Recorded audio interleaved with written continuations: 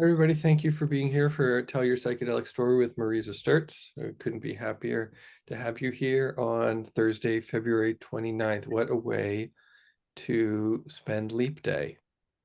I'll also put my petition below where we can petition to make Leap Day a true day out of time, where you don't have to do anything else or go to work or anything like that, where it's just its own special day full of celebration, psychedelic storytelling, and the like. I'm just kidding. I do not have that petition, but feel free to take that idea and run with it. My old friend Mareesa, my longtime friend Mareesa, is a filmmaker, storyteller, and community organizer. She's a Kundalini yoga teacher and the director of communications and strategy at the Global Psychedelic Society. She's a co-founder of Lucid News and the producer and host of the documentary series Healing Powers of Psychedelics and Other Mindful Practices, and Dom and Her, both currently streaming on Gaia TV.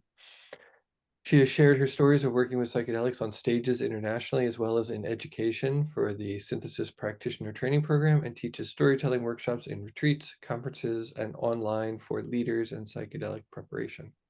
She's passionate about using stories to illuminate the powerful transformation that comes from navigating trauma, heavily informed by her own journey. She is a BA in cinema from San Francisco State University, and her films have been featured by Gaia, Viceland, Indigenous Films, Mary Jane, and Participant. She is currently writing a one-woman theatrical play and is in post-production on a documentary about her experiences with psychedelics. Thank you for being here, Mareesa. Thrilled to have you. Such an honor. Thanks for having me. And thanks everyone for coming today. Daniel, I wanna ask a question while I still got you here. Was I the first person to put you on camera and say, Daniel, you've got stories, I want to hear them? I don't think anything happened with that. Nothing happened, but I started prompting you and pushing your buttons. And I look at your stories now, and you are like one of my teachers. I love how you share yourself and your life in this very casual, beautiful way online. It's such a treat. Thank you. Yeah, I remember you directing me. I think we were on a hill, one of the many hills of San Francisco, and you had whipped out your camera and you're like, no, not like that. No, not like that. And now you're killing it. I'm doing okay. Yeah, good. Yeah, good storytelling work. is a powerful way to connect with people. One of the most powerful. With that, I'm gonna share my screen and take you all on a little bit of a journey. Let's see. Is that popping up okay? All right, beautiful. So welcome everyone to Telling Your Psychedelic Story class here. My aim is to make storytelling easy and also to help destigmatize psychedelics because they are such incredible tools. So my goal for you all in this next hour and a half is to help everyone get clear and start to articulate some of the most powerful lessons you've learned in your psychedelic experiences. I want to make it simple by helping you all understand how to frame your stories. So we're gonna learn what that frame is. It's a very easy 3-step process, and we're gonna explore what it means to share your story so that it's valuable for all your audiences, including the skeptics. The idea is, how can we make everyone understand this, whether they're a fan or not? I want to say that I'm a big fan of conversation and chatting throughout the class to a degree. So if you have ideas, if you have comments, please throw them in the chat. If it's really like grabbing you, you're welcome to unmute yourself and share in the room. If it gets too much, I'll let you know. But yeah, thanks for coming on this ride. So I'll start a little about stories. I believe your story is everything. Think of all that's been done in the name of story, all the buildings that have been built, civilizations that have arisen and fallen, the wars that have been waged, the religions and spiritual beliefs that have come up. And then when it comes to us, think of all that we do. Why do we do what we do? It all starts with some sort of story, some sort of meaning-making process we've created that often happens at an age when we're so young, we're not even aware of it. And so my goal is to simplify that so that we can start sharing these powerful stories with the world. Daniel already shared about me. I will just say, in addition to all the things he said, I've done this work in the psychedelic space, and I just continually see a need for more of these stories to get out of the psychedelic bubble into the rest of the world. And I also want to name that there's a good chance there's some people here who are not necessarily as focused on the psychedelic world. And I made in some of the advertising of this, I was like, you don't have to have a psychedelic experience for this to work. This framework is universal. I will probably speak about it in psychedelics, but you can substitute psychedelics for any sort of big event that's happened that was transformative for you. So if you have questions on that, feel free to put them in the chat. And I like to begin this with a process of setting intention, because this can be like ceremony. This can be like a journey. We are going into our past and unpacking things. So I like to invite everyone to just take a couple of breaths with me to start. Let's go ahead and close your eyes. See if you can sit up nice and tall, connect with your body, and connect to your breath. Nice big inhale into the belly, into the lungs, holding it at the top. Releasing with a sigh. And again, nice big inhale into the belly, into the lungs. If you'd like, placing a hand on your heart and a hand on your belly, holding your breath at the top, just tuning in with where you are at in this moment. Releasing with a sigh. And last big inhale into the belly, into the lungs, holding it at the top. Bringing to mind your intention for story for today's class. Releasing with a sigh. And allowing your breath to slowly return to normal. Noticing if your hand is on your heart and on your belly, how you've got you. Feeling yourself centered and grounded. Taking one breath for yourself. And whenever you're ready, bringing your attention back to the here and now, back to this room. I like to start with this, not only because it's always nice to bring a little intention to everything we do, but with this hand on heart and hand on belly, because as I said, there can be sometimes some surprising memories that come up as we do the storytelling work. And some of them can be a little activating. And so it's really nice to have these tools of kind of holding yourself and taking care of yourself and reminding yourself you're here in the moment. So if you're like looking in the past a little and you go, oh my goodness, there's memory I haven't thought of in a long time. This is a lot. If it's dysregulating for your system, maybe just tune in with yourself for a moment and see if you can ground yourself. And if it's too much, I invite people to like bookmark it. Okay, that's a memory to come to later at another time when I have some good support. Again, any questions, feel free to put them in the chat. Okay, so down to business. What makes for a good psychedelic story? The big question, right? I like to liken storytelling to looking at the big starry sky. There's a million stars, and similarly, we all have a million experiences. And when it comes to telling your psychedelic story or any powerful story, we have a million experiences, a million things we can talk about and point out. And how in the world do you frame that? How do you figure out which parts of the starry sky of your abundant life experiences are pertinent and relevant to the story you're going to tell? And so I bring it down to what's most essential. And as Heraclitus says, the only constant in life is change. There's all these studies, that show that the human mind is fascinated with change. Our attention is constantly drawn towards it.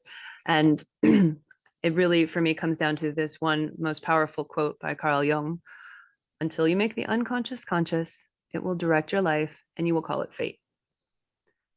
And so I like to even make that a little more tangible. Until we become aware of all the belief systems, all the conditioning, all the values that we've inherited from our families, our caregivers, media, television, our friends, our social and cultural constructs, until we are aware of the impact of all of that, then it will run the show.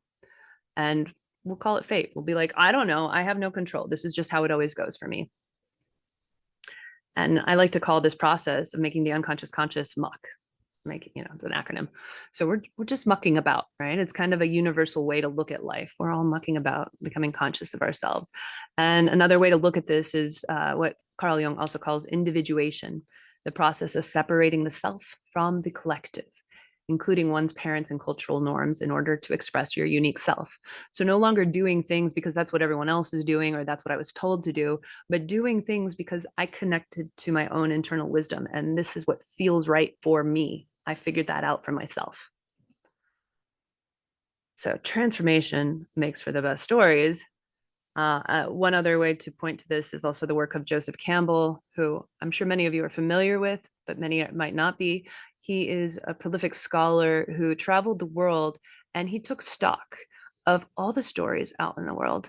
He started to take inventory and see what the similarities are between stories that were like cave drawings on prehistoric times, and religious Bible stories and myths and spiritual beliefs, to all the way to Shakespeare and pop culture and movies in the theater. And what he found is this pattern called the hero's journey, a formula. And we're not going to go into all of it, but you will see this over and over again in films, most notably in Star Wars, The Wizard of Oz. These are really great examples of it. And what's important for you to know right now is we have a hero being gender neutral, and they live their lives in the known world where they've got things figured out. It's mostly predictable. And there's a call to adventure. Something happens that sparks them out of this. And it brings them into the unknown world where they begin a series of challenges that build and build and build and build till they get to this critical mass and they fall into the abyss. And the abyss is this place where everything feels lost. It's a place of death, but it's also a place of revelation and rebirth where something is found and a transformation begins that leads to atonement or integration. And this new knowledge that comes from this experience is integrated into our day-to-day life. And the hero then begins to return back to a more normal and predictable world where that new knowledge is now part of them. Now, this hero's journey is so powerful for many reasons, but I like to point out that there's these studies. These just came out like a month ago, which really excites me because I've been singing the praises of hero's journey, being like, this is a formula for life. The studies are showing that if you see your life as a hero's journey, it shows that participants in the study who saw their life as a hero's journey, meaning they stepped into being the hero of their own life, they found more meaning in their life. And there's more than thousands of participants who are a part of this. And this is an idea of how we choose to see the world creates our world. If we see ourselves as a hero, it makes a big difference. And so this is sort of a simplified version, and I'm going to simplify it even more. So for the sake of our story framework, this is hero's journey, and this is the making the unconscious conscious. And the way the making the unconscious conscious works is our hero is indoctrinated with belief systems and programming, and also sometimes trauma, right? There's trauma that impacts us. And we live our lives in the known world until some awareness comes online where we're like, wow, I don't like the way this works. I don't ever feel like I'm good enough or something, and then becomes aware. And around whatever that struggle is, challenges increase and they get more and more difficult until at some point they're intolerable and they land us into the abyss where something big happens.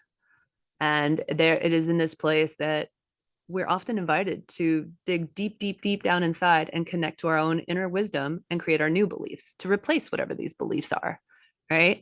And so from this new belief that is now in our part of our system, we integrate it, we bring it into our day-to-day life, and it's back in the known world. And so just to simplify, if you want a satisfying story, and also the way it seems, I've taught this class now to hundreds of students, we're all seeing our life fits into this. It is, and not just like your whole entire life, but little conflicts you have throughout your life. You learn something, how I'm not good enough. You live your life unaware that there's a problem with that. And at some point you become aware that it doesn't work so good. At some point you're like, I don't want to be not good enough. I want to become better. And then you start fighting to change the game until at some point you hit this moment where all feels lost and you learn something new. Does anyone have any questions here? This is always an interesting point, and I'm just sort of curious to like tune in with everyone's faces when I'm screen sharing. I can't see you all. So anyone have questions? Does this resonate? Are you able to see this maybe showing up in your own journeys, in your own experiences? I see some nodding heads.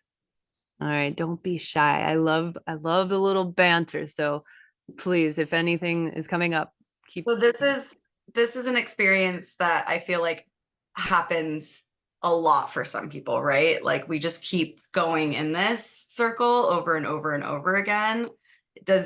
Have you like come across people who kind of have like they don't go through the hamster wheel as much, or like it's different? Like, because I've been feeling like it's just constant. So my heart goes out to you, and thanks for naming that, because you're not alone, and I think it's very much the human experience. I it's funny, Sam is a friend of mine who I haven't really gotten to see for a few years, but her and I once spent some time together, and it was when we were living in a house during quarantine that a friend brought up, he had an answer to that exact same question. I was like, why am I repeating myself, looping over and over again? It feels like it's not moving me forward at all, and it's causing me a lot of pain. Like, why does it work like that? And he goes, well, have you thought of the fact that it's like you're on level 1 of a game, and you are maybe stuck in the corner of level 1, but you have to experience that corner. Like, your job on level 1 is to experience every facet of level 1. You can't move to level 2 until you fully understand level 1. You can't skip to level 3. You've got to go through it all. And so you might feel like you're stuck in in the corner of level 1, and you have to experience it over and over again. And I'm like, yeah, but why do I have to experience it 10 times? He's like, well, maybe just seeing it once wasn't enough. You have to actually literally stack those on top of each other in a different way to move up. I've also done the same in my own experiences, and what I have seen is they all add up, even though it doesn't feel like it. The looping, I don't think it's without a purpose. So I encourage you to hold that and just trust that even though you don't know what you're learning, even though it feels like the same stupid thing, have faith. There's some part of your subconscious that's like starting to get fed up with it. Thanks for sharing. thank you. Mm-hmm. All right, so sometimes this thing happens when you're sharing a screen and then your screen disappears into the corner and you can't find it so good anymore. Let me see if I can grab it back. Ah, there we go. Okay. All right, so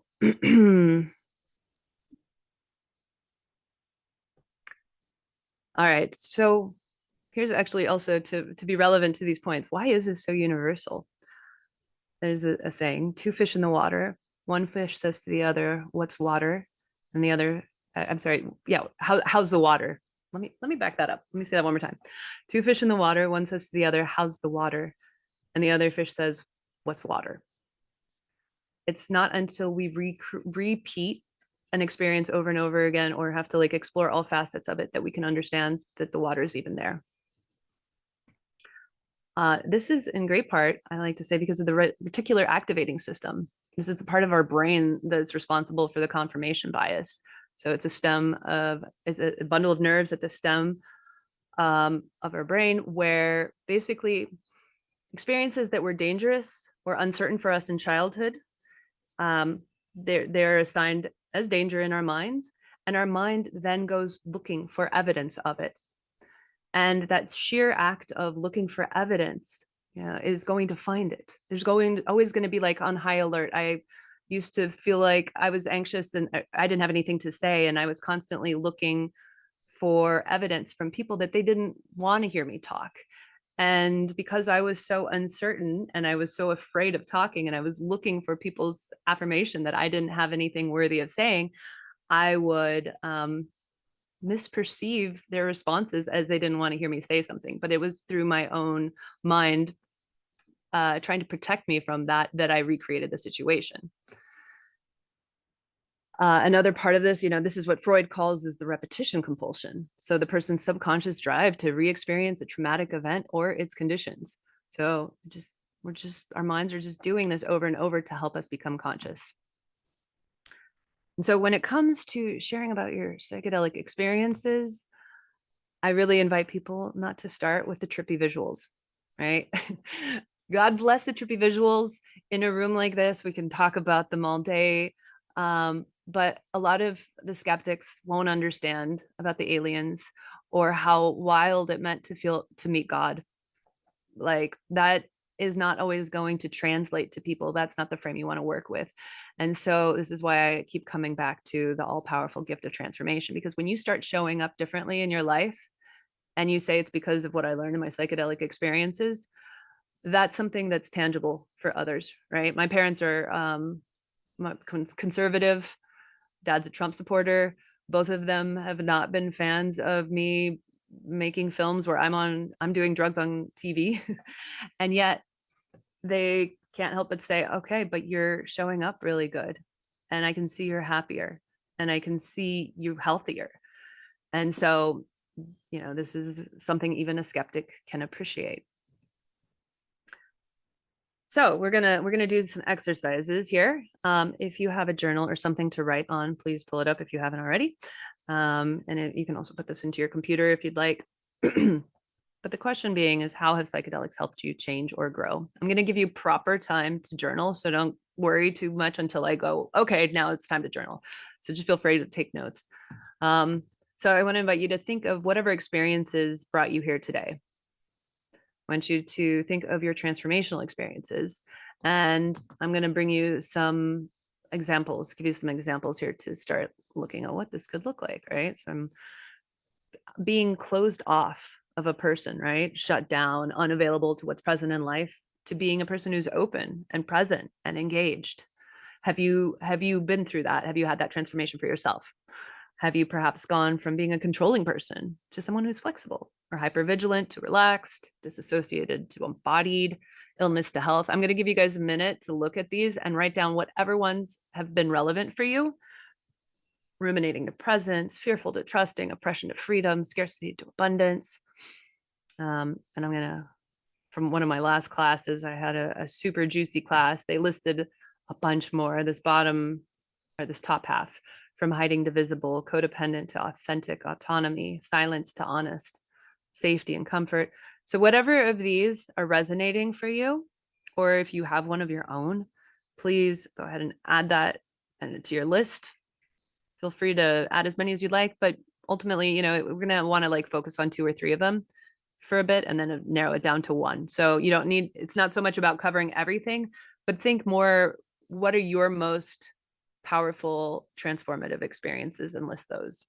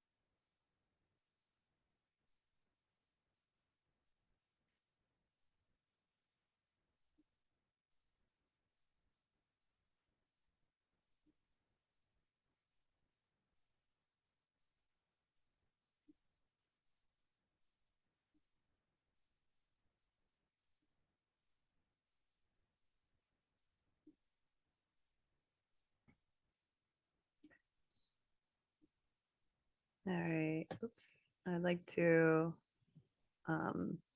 yeah, just go ahead and wrap that up and we'll have a little more time to play with these later.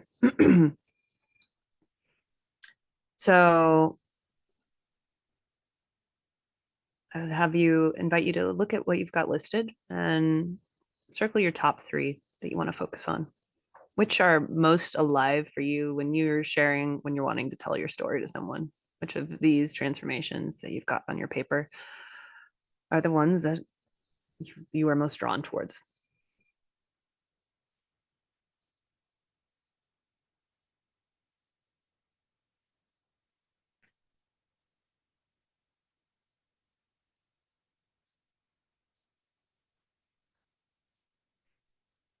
Okay. So we're going to apply the formula of muck. We're going to muck about in these transformations and frame up our story and look at how our psychedelic experiences helped us become a better version of ourselves. So in other words, how did our experiences help us become conscious of parts of ourselves that we're not aware of? Basically just a casual little before and after what we're doing, right? But with a story. So the frame for the story is really identifying 3 pieces. And again, don't worry too much about taking notes in this part of it, because we'll give you plenty of time to take after. You're going to identify, in this transformation, you went from closed to open. It was, what did you believe before when you were closed? What do you believe now? And then really, like, what is the thing that happened that catalyzed this transformation? What was the big journey or whatever it was? And so I'm gonna share a little bit of, I'm gonna share an example here to like hammer this home so that you all can see what this looks like. Let's see when we do this. So I'll tell the story of how an MDMA journey helped open up my life. So I was fairly new on my psychedelic journey. I was freelance filmmaking at the time, and I was both elated in life because I had been stuck for a very long time, and things had started to look hopeful for me because I was finding people journeying. I finding people I connected to. Life started to like feel like there was a way forward. And at the same time, my freelance film work was drying up so much to the point where I was really struggling and there was nothing on the plate, and I was quite worried. And so I went on this journey. I went to a group journey it was in Los Angeles, about maybe 25, 30 people. And we all received a little lecture at the beginning, a medicine, and the invitation to go inwards. And I took this MDMA-like substance and had this massive heart experience of just opening and feeling connected. And it was such a joy. I had thought, okay, cool. I've got this. Everything's going to be fine. I feel connected. I feel understood. I felt like I'd gotten swallowed the magic pill and I was set. And what I ended up doing, and what I want to backtrack just a tiny bit. I want to say that I had been really struggling with my heart emotions in the days up to this journey. And some of my friends who were on the healing path with me, they had noticed that I used a lot of negative speak when I talked to myself. There was a lot of shoulds and talking badly about myself. And so I'd become very adamant about positive thinking, about like not letting any negative thoughts into my system, and positive affirmations. And so this was my mindset as I went into this journey. And so as the MDMA was so heart opening, I was very thrilled because I figured I had it all figured out until suddenly my heart started sinking. And I was feeling very confused because I was like, wait a minute, I thought I've just broken through, no more hard feelings. I've got it. We're all set now. It's all love and I'm good, right? But instead my heart was like, no, there's a lot of sadness here. And it started sinking very, very deeply into what felt like the floor.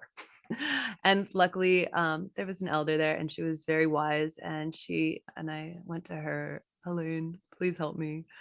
And she's given me permission to share this story. And she took me into her arm and said, okay, I'm gonna tell you something, and this sounds totally counterintuitive. I want you to feel your feelings. And I'm like, what do you mean? And she's like, I want you to bring all your senses to the feeling of your heart. Where is it heavy? What's the pressure like? What is it? What color is it? And I was like, well, it's really sad, and I don't feel like this is helpful because I'm being a positive person and we're on the positive, happy place. And she's like, no, that doesn't work. And so she brought me into my heart and held me and sang to me. And I brought all my attention into the sensations of heaviness in my heart. And as I tried to go into story with her, she said, no, no, no, don't tell me about the stories, just feel the feelings. And I did. And slowly things started to shift a little. And I started to notice actually these black thorny thistly roses coming out of my heart. And as this was releasing, I started to tear up and I started to feel the heaviness deeper and deeper until I hit a critical mass and it was able to start reversing. And the shift started going backwards and the heaviness started to really not backwards, it started to release from my heart. And I didn't quite understand the impact of what this all was, but I knew it was important. And I started to take this tool that she had shown me in the journey to my day-to-day life. And when heavy feelings would come, instead of sitting there and trying to think positive thoughts and trying to overly control them, I went into, okay, how can I hold my heart? How can I be present with my feelings? And how can I process them? And I started to see that with this shift, my life that had felt very stuck, very closed off, my freelance film work that wasn't flowing, my relationships that were all very closed off started to slowly open up, and more flow and more abundance and more presence from my part started to come online as I began to understand that my feelings are actually here to help me navigate the world. And so I share this with you as an example of a story that I actually kind of messed up a little bit. I think I kind of saved it.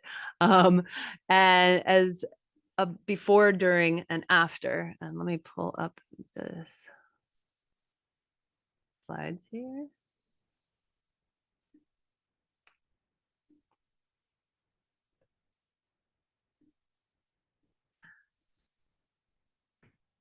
So what did I believe before? I thought I was only supposed to have positive thoughts, that negative emotions are bad, complaining is bad, and I have to control them. And then something happened. The big thing that happened was the MDMA journey. But also I like to mention that life was really stuck, right? So something happened, life was feeling stuck. So I go on this MDMA journey and I visualize these emotions leaving my body. And what do I believe now? That when I process my hard feelings, there's more flow in life, that all parts of me are welcome here. And so when we frame your story, you're going to look at what did you believe before? What did you believe now? And what happened? And before we go into the journaling exercises, I want to bring a little more clarity to whatever it is that happened.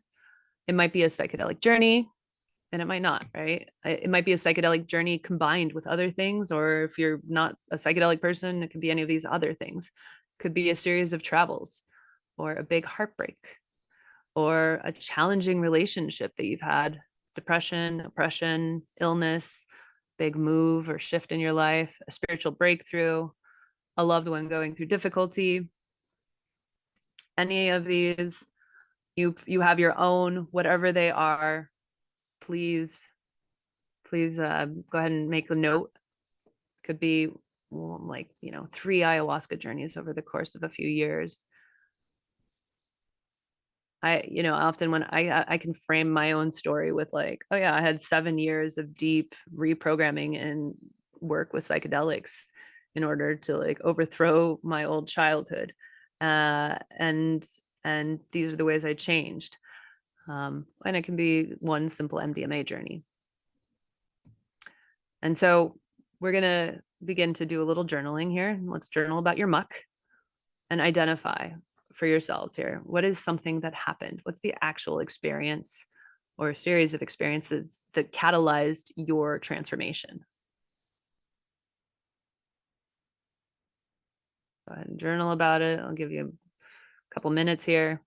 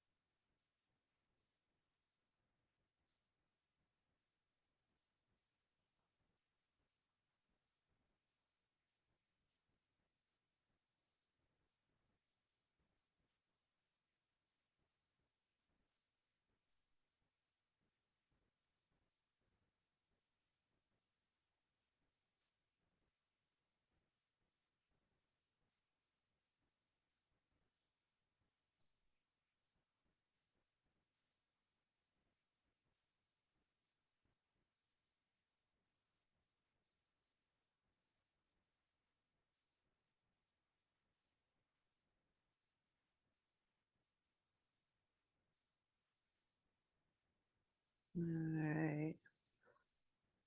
Starting to wrap that up.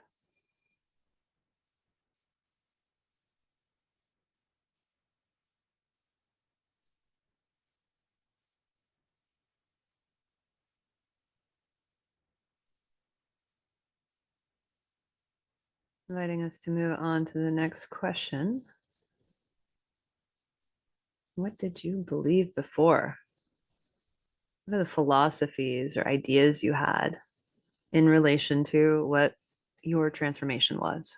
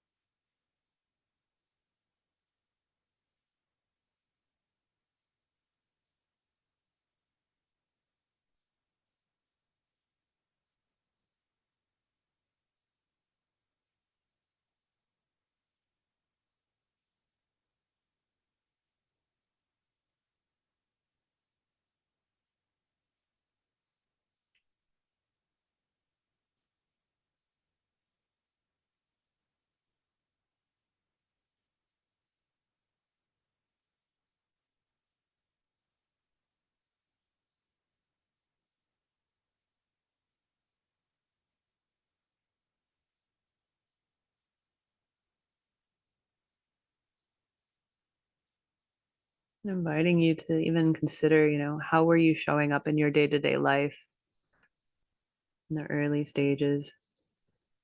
How were you relating to yourself?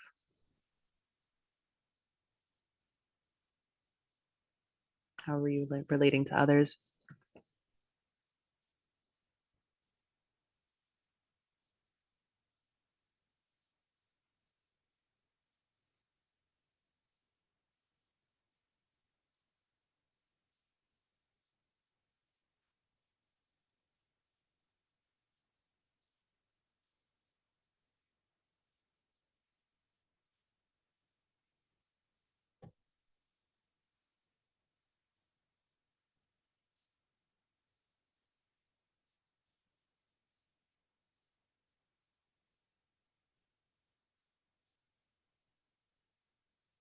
And starting to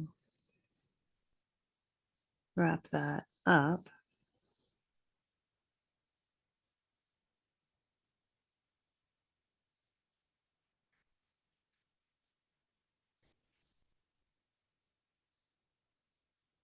Moving on to our last part of this exercise of what did you come to believe after?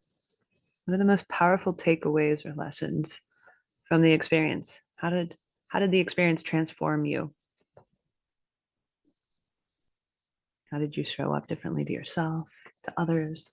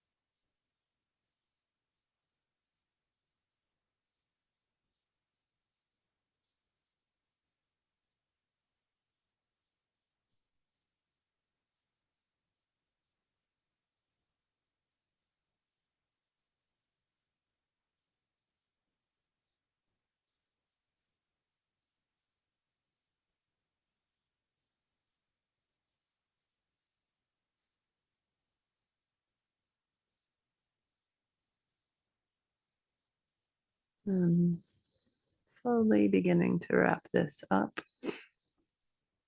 By the way, I should warn you all, I'm a fan of breakout groups and getting you all to share with each other. I hope that's okay. Yeah, yay. It's the best practice for storytelling is getting people to start talking. All right. So why are we doing this, right? Is our next question. What's the goal at hand? Why do you want to tell your story? It's good to get up clear on this internally before we move forward. So I want to actually invite you to journal about it right now. What do you want to achieve by sharing your story? It might be connecting to a specific audience. Perhaps you have a client, certain clients that you want to attract because you're an expert in parts work, and you are expert in trauma work and sexual trauma work, and you want to attract those people. So it's really good to get as specific as you can. Perhaps it's just to help destigmatize psychedelics for the rest of the world. And above all, perhaps it's just better to understand yourself, right? I think that this is the foundational level underneath everything. Why are we telling our stories first? There's just like every time I tell my stories, I learn more and more about myself. And it's ridiculous because there's stories I've been telling for years and I thought I got it 4 years ago. And now when I tell it, I'm like, oh, there's a whole other level I didn't even understand. So yeah, inviting you to list all the ways you are, what motivates you wanting to share. Just take a minute for that.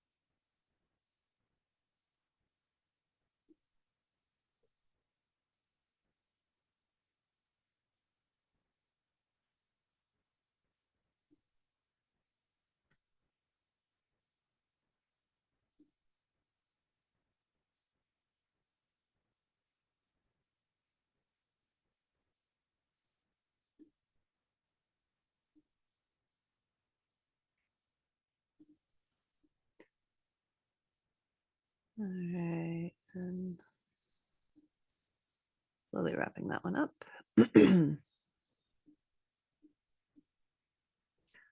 So we're going to create a little sentence to just tie up all these pieces, right? And there's a lot of pieces. How can we make a circle around it, make it very clear? I like to call this your statement of wisdom.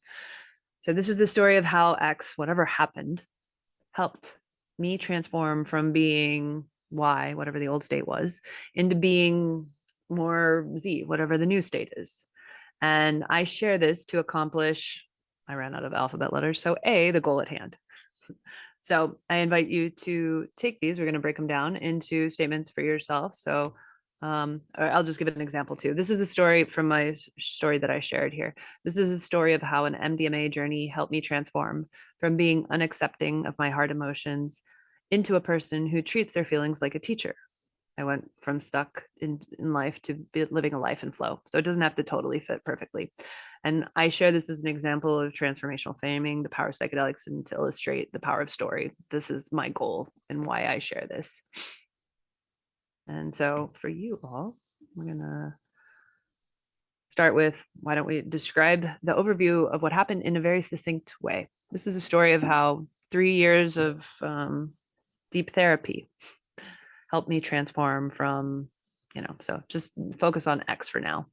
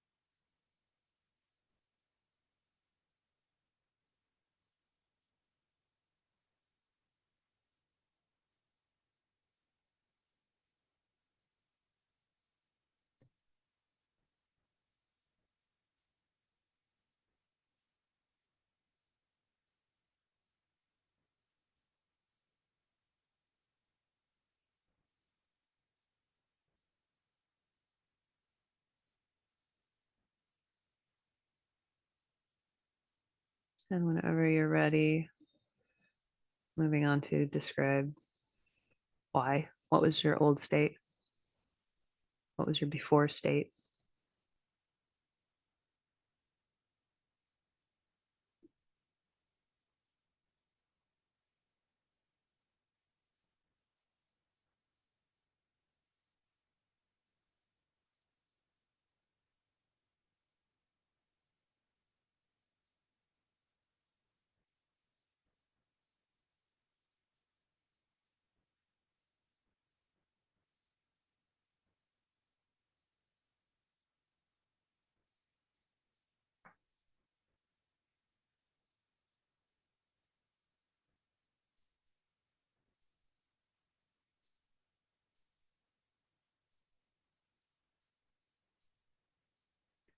Wrapping that up. Going on to describe the ways you transformed after Z. How did you change? How can you make it succinct?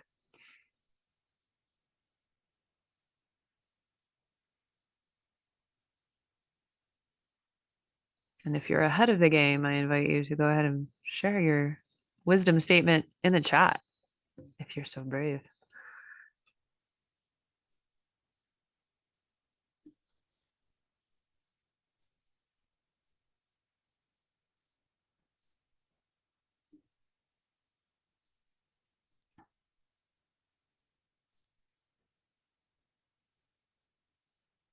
Adding this last part on here.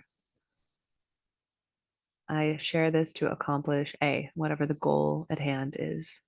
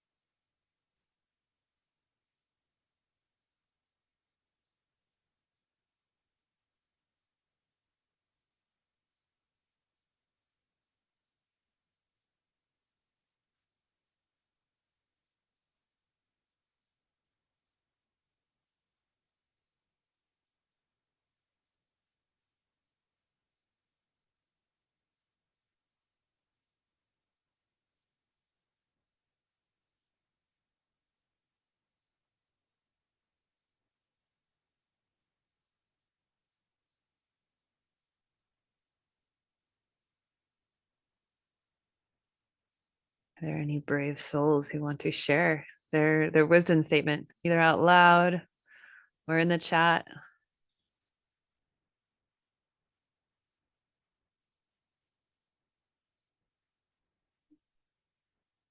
A lot of magic that comes from being witnessed.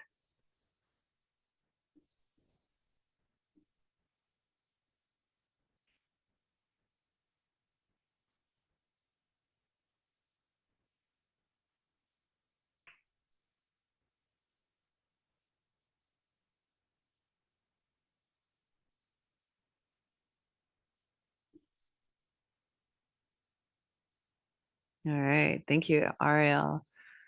All right. She says that this is the story of how psychedelic journeys help me to change from being numb emotionally and physically to a more connected, conscious, and present state of being.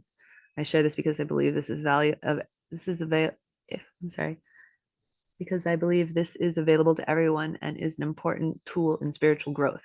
Yes. Beautiful. Celebrating that. Thank you. Well said.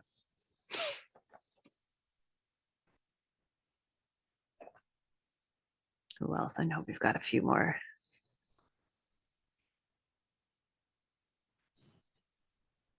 I can continue. Please. Can you hear me all? Mhm. Okay. This is how 3 weekends of Yahé helped me transform from being and feeling stuck in my whole life and in my feelings and mind into being connected with myself and nature and feel the increasing self-love in every part of my life. Mm. I share this to show that change is possible, always possible, and especially for people who feel desperately stuck in their life. Mm. Thank you. I'm curious, in the ways that Alif shares that she was stuck, are there anyone else here who's ever felt stuck like that in a similar way?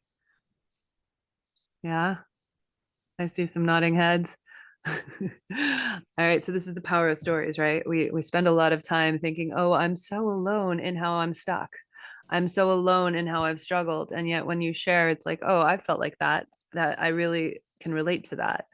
And so I really want to celebrate the vulnerability and the braveness it takes to share it, but also how powerful and how much of a connective tissue it is, because now I feel like I know you a little bit, Alif. I hope I said your name right.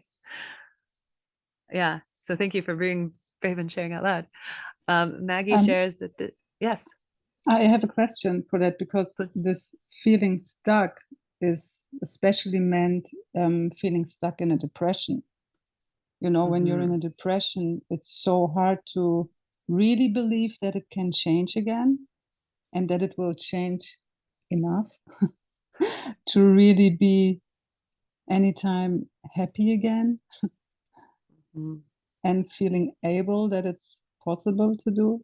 So that's my question, if I should say that I share this to help especially people with depression, or 100%. just really, yeah, or just what, or just like for people who feel really stuck. I imagine, are you a practitioner? No. Okay, cool. I imagine that whether somebody is stuck or not, or whether they're depressed or not, this going to resonate. And for you to say both, often depression is being stuck, right? And whether one person is identifying strongly as depressed or identifying as stuck, it's like, you know, everyone's going to have different ways of interpreting their own. So I feel that it's valuable to say both. Okay, thank you. Absolutely. Yeah, beautiful. Thanks so much for sharing. I think I saw a raised hand somewhere. Where there we go, Janelle. Okay, Welcome. so this is how a trip to Mexico to commune with magic mushrooms helped transform the grief of my husband's death to feeling gratitude and acceptance for the way he shows up in my life and the lives of my kids, reminding me that love transcends space and time. I share this to prove that death is an illusion. Beautiful. Thank you. I imagine this could help so many people who are struggling in deep grief. And to know that you found a way is like, okay, great. There's a way forward for her. There must be a way forward for me. Yeah. Thank you. Did I see some other hands? Was there anyone else who had had a hand? And then all right, I have some beautiful sentences here. Maggie shares that this is the story of how plant medicine helped me transform from someone who thought that others knew better for me into someone who now powerfully can follow and listen to my intuition. I share this in hopes to inspire you to seek your own inner wisdom. Can feel. There we go. Beautiful. Yeah. There's so many universal themes in all our stories. I've been like this big like cheerleader for like, let's share more stories of vulnerability because there's so many people out there suffering and feeling disconnected and like they're alone, right? That it's just on their own bubble. Samantha shares, this is the story of how 12 years of exploring my subconscious mind with the help of psychedelics and plant medicines took me from being a victim to the creator of my experiences, from block to flowing, from shame to expression, from contraction to expansion, from lonely to connected. And I tell this because I hope my story helps in the movement of destigmatizing the use of psychedelics and plant medicines in healing and transformation, and to inspire others to embark on the journey to embody their most vibrant and authentic selves. Yes, right on. This is beautiful. I think there's a song in that, if I know Sam. Yeah, very good. This is the magic right here. Thank you for naming it. Suzanne writes, this is a story of how an MDMA journey helped me see my perfection as a prison instead of a safety net. It helped me experience how allowing myself to be human opened me up to my own creativity and made me safer in the world. I share this to help others who struggle with believing they need to be perfect. Yep. I wonder how we might have all benefited from hearing stories like this when we were younger. Right? Growing up in these bubbles. And wow, yes, there's a lot of really good stories in all of these here. Thank you, everyone, for sharing. Thank you, thank you. Oops. Let's get back into that. Just a few more steps here.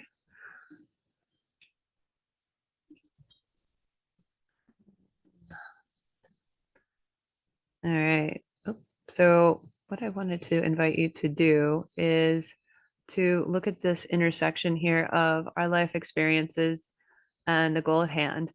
You've now identified one of your transformative experiences, but I also want you to consider if you are a practitioner or if you are a change maker, a leader on a mission in your own life, and you want to make some big impact, you want to share stuff on social media, or you just want to connect to your audience, I invite you to start thinking, what does this look like through your audience's eyes?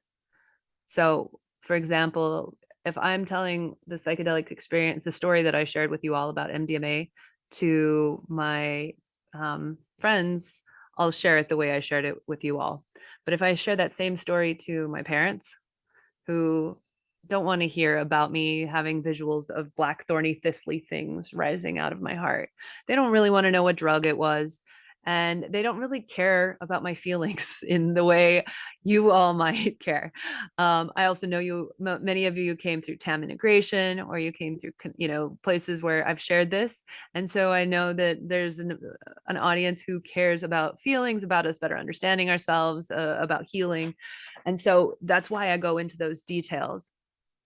But when you're talking to your parents or skeptics who just don't necessarily connect to all of these things, I invite a deeper inquiry onto what are the interests that they have, what is valuable to them, and so bringing it back to this point of, hey guys, before I was working with this medicine, I was really like stuck and stagnant in life. I wasn't getting any work. I was kind of depressed and I wasn't able to show up. If you had me at the dinner table, I wasn't a fun conversationalist. I was stuck in my head. And after my experiences, I'm able to be here with you. I call you more often. I connect to you in a better way. We're having more fun together, aren't we? And guess what? I have more work. You're proud of me for that, right? So this is the last piece I like to invite people to play with as we consider a filter for this. And so you've already done a process of looking at what are your life experiences that are worthy of sharing in a frame, and you've identified the goal at hand. But if you had to tell this story to someone tomorrow, I mean, I'm gonna still, anybody who wants to, no, this is not obligatory. You're welcome to check out before, but anybody who wants to, I'd love to like put us in little breakouts and have people share the contents of their story, the way they broke it down before they created their sentence. But if you had to share this story tomorrow to your ideal audience, how would that affect your story? How would that either make it more, would you embellish more on the feelings and expansiveness? Perhaps you're a therapist or facilitator and you're connecting to an audience who struggled similarly, or you have a friend, you're not a practitioner, but you have a friend who is depressed and they've been thinking about working with psychedelics. Maybe your story of what happened for you personally and taking them into the really hard parts of it might really help them feel seen and understood. So inviting you to consider that and go ahead and journal a little bit to bring that to the table.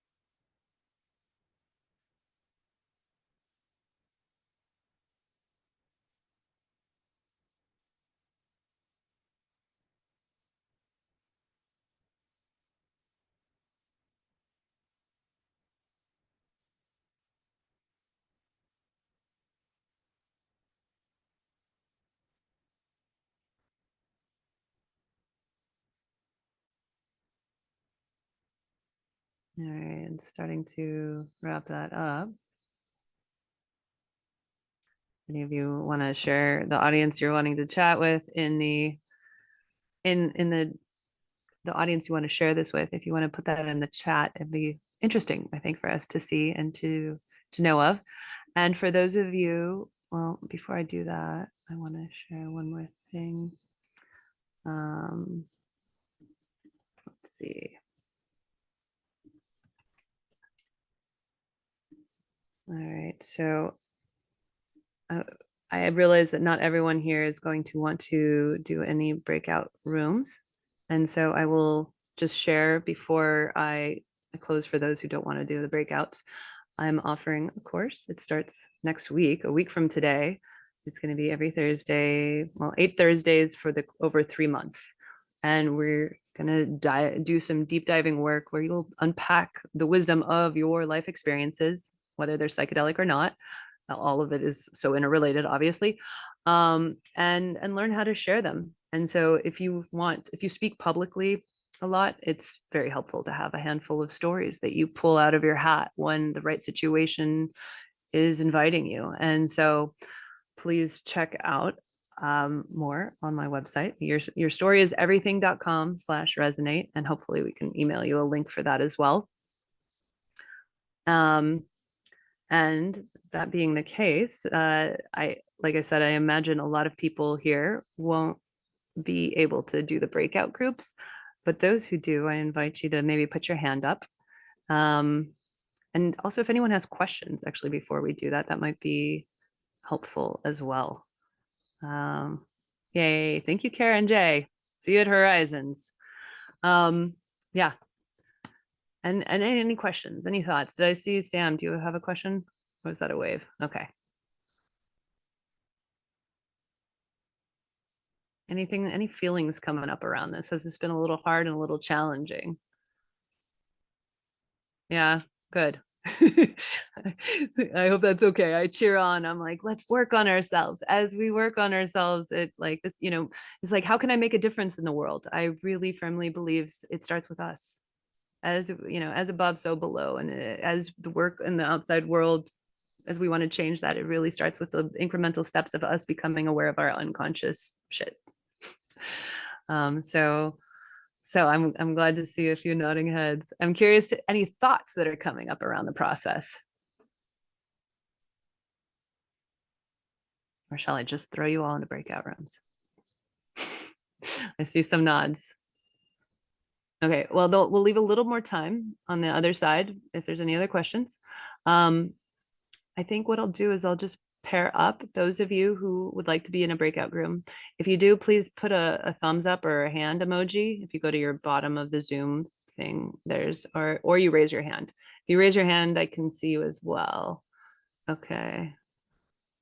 Actually, I can't track everyone. If you can go to your bottom thing and hit your reactions and give me like a thumbs up on it, that would be awesome. And then I'll know who to put into a room. And the idea with this will be that we, the person with the shortest hair can go first. And let me see, I got 1, 2. Oh wait, did they all disappear? Oh my God, that's so funny. If you don't want to be in a breakout room, get out of here. How's that? Except for Daniel, I know, because they're not staying here. Thanks everyone so much for coming. All right. And I'll be paying attention to, you know, sometimes people who are not on video are not necessarily with their phones. And so what I'll do is I'll check on those of you who get into that. Okay, so we got 2. All right. So I think if I put 4 breakout rooms.